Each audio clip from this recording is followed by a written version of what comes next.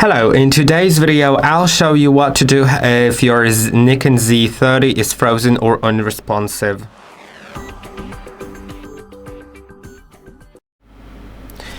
If your Nikon Z30 is unresponsive or frozen, try turning it off with this switch. Then remove the battery to force a reboot. So open the door here. Push this yellow lock, remove the battery, wait for at least 15 seconds, and then after the 15-second wait, put the battery back in, close it, wait for a little moment, and then turn it on with the switch, and it should help. I hope that this video was helpful. Don't forget to like and subscribe, and I'll see you in the next one.